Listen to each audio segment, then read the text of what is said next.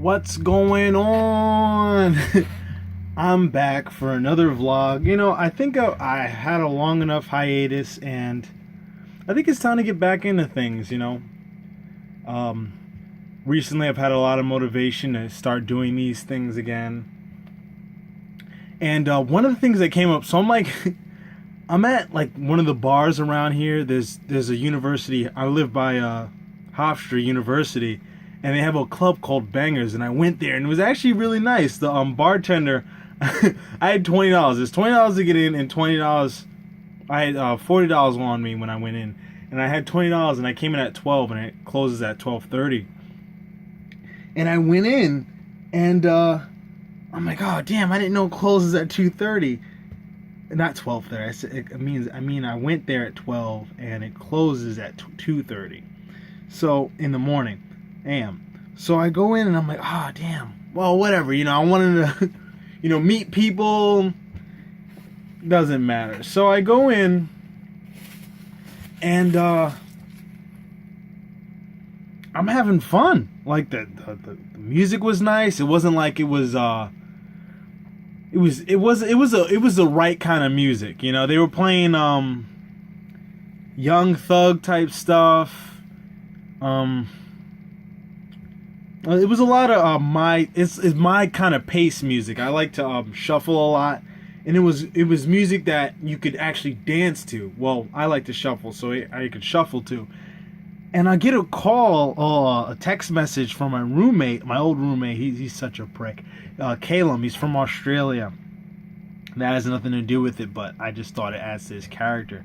He goes, hey, so we found your longboard, right? And I go, yeah, man, send a pic, I want to see it.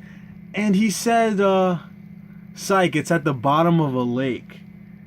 I'm like, wow, are you serious? I knew you broke into my room and took it. Now,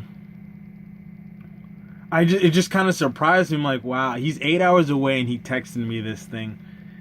And it kind of got me. Well, I was like a couple of drinks in, so it didn't really bother me that much. But I was just like, really, dude? Like, what happened to the good old days where if you had a problem with someone, you just fight them, Nah, this dude is like, oh, I'm gonna sneak behind his back. To justify, I did kind of like, we're college roommates, and I did kind of take some of his food, to be honest. But who leaves their food out? And I'm absolutely starving. I didn't have the Tim Hortons job, so I couldn't eat every day as much as I wanted to. I couldn't outdo the 3 meals a day type thing. And living like that, and you eat 1 meal a day, it's gonna change you. Not justifying it. I did take some of his food, but in small portions. But he was kind of arrogant, and I'll admit, I never liked him. We didn't like each other. But it doesn't justify what I did. Now, he admitted that I actually found out what happened to my longboard. He said he put it at the bottom of the lake, and I was like, wow, I wouldn't even press charges if he was like a man about it and like fought me. But jeez, I just couldn't believe he said that. I just wanted to vlog about this because I found out what happened to my longboard, and it just stressed me out. I honestly, it really made me upset. But material objects, they come and go. They're not that important. I have my health. I have friends and family that care about me, and that's what's really important.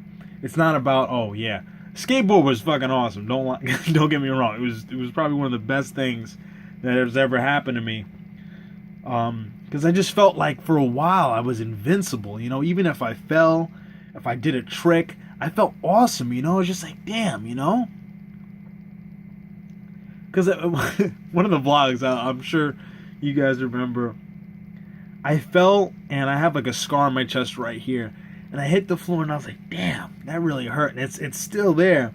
But I got up, And I think that's what skateboarders and people who do BMX tricks and stuff like that, that's why they don't care. And they do reckless things. This is like, oh, yeah, I fall all the time. I'm about this. I fall, I get back up. I'm invincible. Yeah, there's a real bad scar on my chest. And it's like, that's not going away. So to all the skaters and the BMX people out there, you got to be careful, you know. But, you know, how are you going to get good if you don't fall? You know, you have to get back up. But anyway, I was playing For Honor, the alpha, for quite some time, 3 days to be exact, and I like it. I like it a lot. It's like, I feel like it's Ubisoft's next project, because they had like Prince of Persia Warrior Within was like the game. The characters in it, the story was great, and then they just totally tore it apart when they came out with Two Thrones. Not that it was a bad game, but it was just like, what? It was Prince of Persia, Sands of Time, and then Warrior Within, and then Two Thrones came out, and it just totally is like, all right, everything we did with Warrior Within, throw it out the window. Doesn't even matter. Let's make a new alternate universe with Two Thrones. And it was stupid. I'll be honest, it was just dumb. Well, not that it was dumb. In my opinion, I didn't like it. Let's say that. But then they came out with Assassin's Creed, which was great. The first one was very repetitive, but, you know, games back then, people didn't really see it like that. It was just like, yo, the graphics are so cool, oh my god. But now they came up with For Honor. This is 2016 now. And I'm playing it, and I'm like, yo, if they build another franchise off of this, I could see it happening. But I'm playing the alpha, and they have 3 maps on the alpha, and I think that's the maps are pretty well done. But for me to buy it personally, I think they need at least 10 more executions for each class. 8 maps. Well, Destiny did 8 maps for the vanilla game. So at least 10 maps or 8 maps for Honor. That would be really cool. And more emotes and DLC characters, at least 3. That would be really cool later on down the line, because, you know, who doesn't like more content?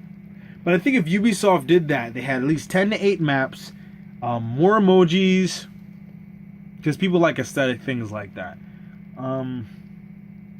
Executions are a big thing of that game. It's a very violent game. They need more executions. They work on the spacing, because when you press square, that's like a guard break ability, or like it knocks them off guard, unless you counter it by pressing the same thing. I did a guard break to an enemy, but he bumped into my ally, and then it killed my ally. I was like, oh, they need to work on that. It's alpha. It's pretty well done for an alpha. Don't get me wrong. It's a really good job. But they need to work on spacing in the game. And if they take care of those things, man, I'm buying it. I'm sold on it, because it's such a great game. And they handpicked the best weapons of their culture. I was like, wow. I mean, I think the Orochi has either a katana or a naginata. I don't know, but the Kensai, I have no idea what kind of weapon that is. It's like a long samurai sword. It's crazy. Morningstar, that's my favorite class, the Conqueror. He has a Morningstar and a shield.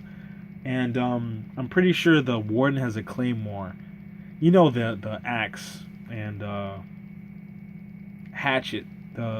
The axe is for the raider, and the hatchet's for like the berserker or something like that. But yeah, you know, I can't believe it. It just totally killed the mood at the club. I was like, oh god, why couldn't you just go away and just leave me alone? You know. I was listening to Bill Burr, and he said something really interesting that I'm gonna say. Like, you know, I'm not gonna quote him, but still. It just frustrated me, and I had to talk about it. My favorite drinks recently, alcoholic drinks. I've tried Reds. I've just got back into Reds. I had like a couple of days ago, but Smirnoff Raspberries, definitely. I'm like, wow, it's smooth, it's sweet, and it's nice. It's definitely a great summer drink, though the fall's coming up.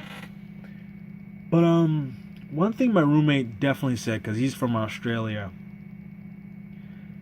I'm like, is there anything different about Australia that, you know, that's different from America? And he said, you know, it's weird, because